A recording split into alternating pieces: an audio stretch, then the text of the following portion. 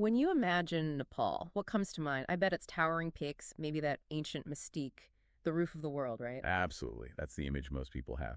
But if you look a bit closer, high above the ground, there's this other really crucial story unfolding. Mhm. It's the story of how air travel isn't just, a convenience there, it's the actual lifeline.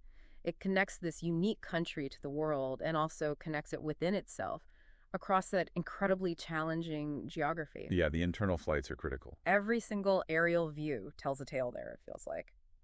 So, today, our mission in this deep dive is to, well, explore the fascinating world of Nepal's aviation sector. It's a really interesting one. We're going to sift through our sources, try to uncover the current landscape, its frankly incredible potential, and yeah, the very real hurdles it's facing too. And it's really important to grasp that aviation in Nepal, it isn't just about planes taking off and landing.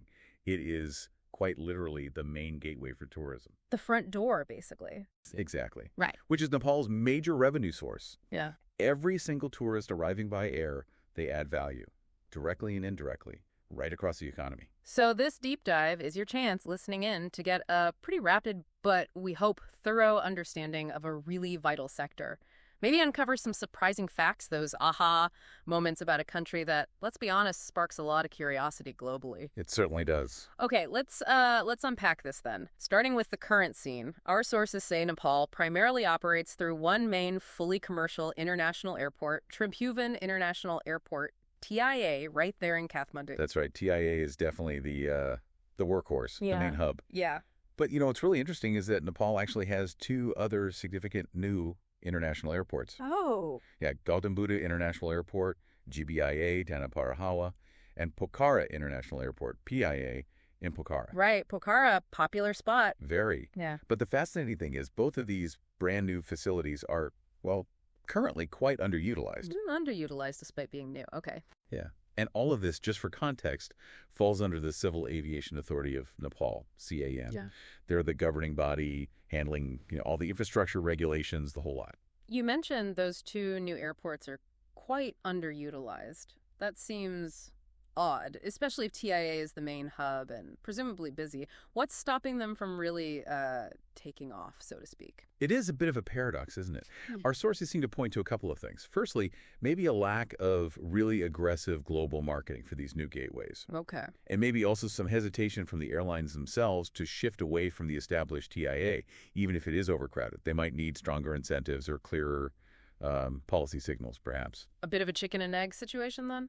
Sort of, yeah. But TIA itself, despite its limitations, it does handle a pretty impressive range of international connections. We're talking big global players like Qatar Airways, Turkish, Fly Dubai. Major hubs. Exactly. Then regional ones like Air India, Vistara, even Chinese carriers, China's Southern, Sichuan Airlines. Plus you've got Malaysia Airlines, Batik Air, AirAsia. Singapore Airlines does some limited charter flights, too. Wow, that's quite a list. It is. And, of course, you have Nepal's own carriers, Himalayan Airlines and Nepal Airlines, flying internationally, too.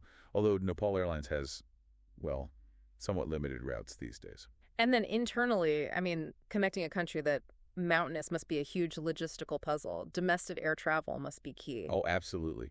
The domestic network is just crucial for linking the country together. Yeah. You've got key players like Buddha Air, often noted as probably the most reliable one. Good to know. Then there's Yeti Airlines, Shri Airlines, Soria Airlines, Tar Air. They're the ones famous for flying into those really challenging remote mountain strips. Right, the Lukla flights and places like that. Exactly those. And Summit Air, too. Mm-hmm. These domestic airlines, they really are what bind the country together, especially when you consider how tough road travel is with that terrain. That really paints a picture of the current setup. But what strikes me, thinking about it, is just how essential air travel must be, given that geography.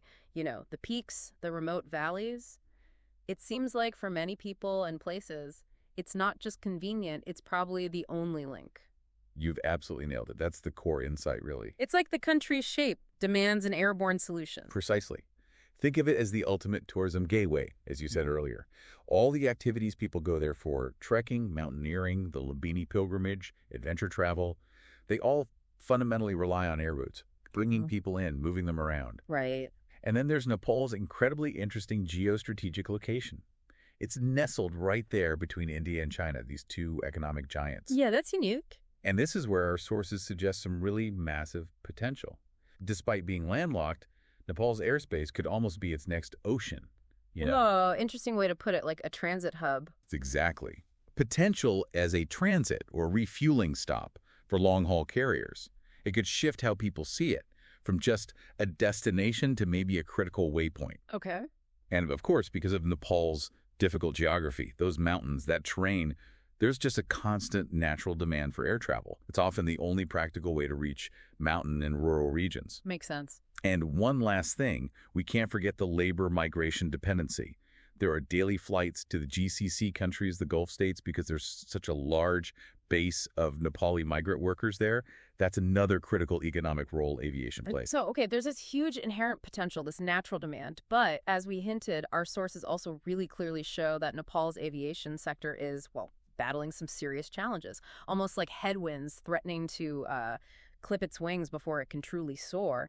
Is it deeper than just, say, old airports? Are we seeing systemic issues? That's a really good question because a lot of these issues are interconnected. Our sources consistently flag the old infrastructure at TIA as a major choke point. The main airport in Kathmandu. Right.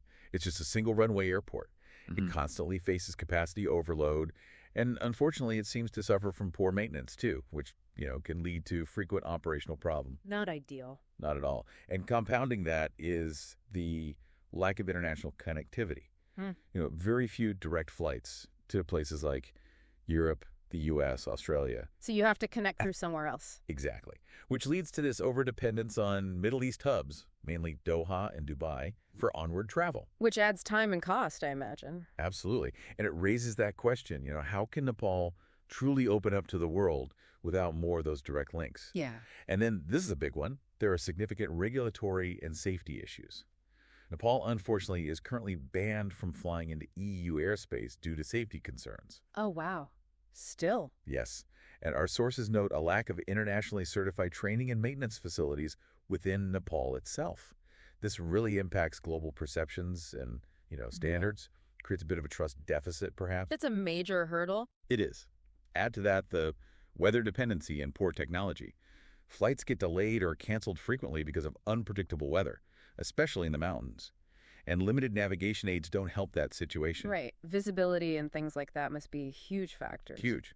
And as we already mentioned, those two new international airports, GBIA and PIA, they're just underutilized right now, not getting the international traffic they were built for. So the capacity exists, but it's not being used effectively. Precisely. And finally, there seems to be a clear, limited skilled human resources issue. Shortages of qualified pilots, air traffic controllers, aviation engineers. The people needed to run and grow the system safely. Okay, so we've laid out the incredible potential side by side with these pretty significant headwinds. The big question then is, well, how does Nepal navigate through this? How does it chart a course, leverage its unique position for a brighter future? Our sources do point to some really compelling opportunities and strategies. Absolutely. It's not all doom and gloom. There's a lot of forward thinking. Yeah. One key area is really developing aviation tourism. Beyond just getting tourists to Nepal. Yes. Using aviation as the attraction. Think flight seeing. Those Everest mountain flights are incredibly popular already. But maybe promoting Healy tourism more, perhaps for the luxury market, trips to places like Mustang or high-end Everest expeditions by helicopter. Interesting. Niche markets. Exactly. Then there's the vision for developing regional hubs. GBIA, for instance, being so close to Lumbini, the birthplace of Buddha. It could be positioned as a major Buddhist pilgrimage hub, attracting travelers from all over Asia. Makes sense. Targeted approach. Right. And Pokhara, with its natural beauty, has huge potential to attract, say, Chinese tourists, especially if direct routes are actively marketed and established. Okay.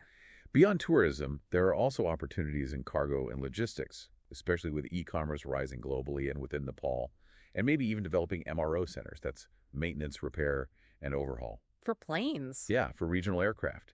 It could serve Nepal's own fleet and potentially others in the region, creating skilled jobs and a new revenue stream. That's ambitious. It is. And connected to that, imagine a dedicated flight training academy in Nepal. With the right trainers and standards, it could become a relatively low-cost pilot training destination for the whole South Asia region. Leveraging location again. Exactly.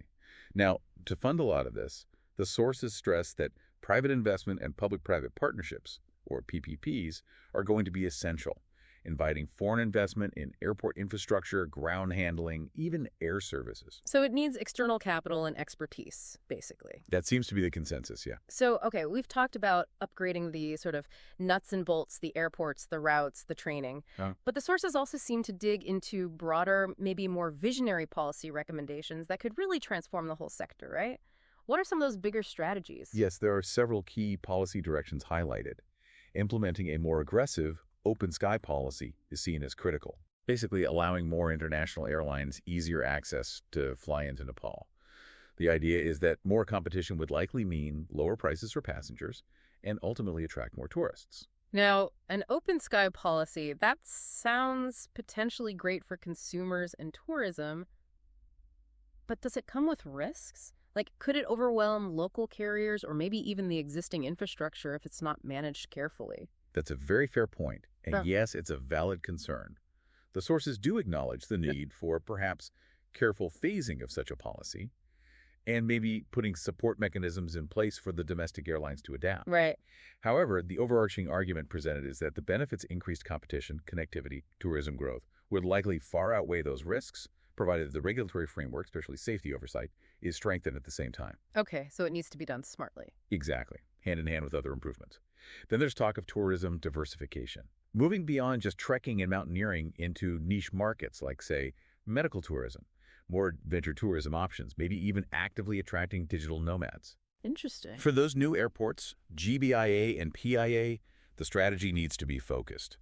Market GBIA and PIA globally. That means actively partnering with airlines, offering incentives to use these new, less congested routes. Got it. Make them attractive options. Precisely. And then there's the national carrier, Nepal Airlines. The sources suggest a clear need to either significantly modernize or privatize it, or perhaps a combination to make it competitive on the global stage. That's often a tough political discussion. Always. Another area is leveraging digital and data systems, using modern tools like AI and analytics for things like predicting fares, optimizing routes, and just generally improving the passenger experience through technology. Makes sense in this day and age. Absolutely. And to encourage more traffic through Nepal, not just to it, strategies to increase transit visas and airport experience are suggested, making it easier and more appealing for people to stop over in Kathmandu, maybe short-term visas, definitely better lounges, maybe more airport hotels. Turn Kathmandu into more of a mini hub itself. Potentially, yeah. And looking further ahead, there's a strong case made to invest in green aviation. Thinking about carbon offset programs, maybe even electric short-haul planes for those remote mountain routes in the future. Given Nepal's environment, that seems particularly relevant. Definitely a forward-looking perspective there. So we've taken quite a journey here from the current state of Nepal's aviation, looking at its built-in advantages, those very clear challenges it's grappling with, and now this really quite exciting vision for its future. It really is a sector that's deeply woven into the country's unique geography, its tourism goals, and its strategic place in the world. Indeed. And what's really fascinating looking across our sources is that they consistently conclude Nepal's aviation future is genuinely full of potential.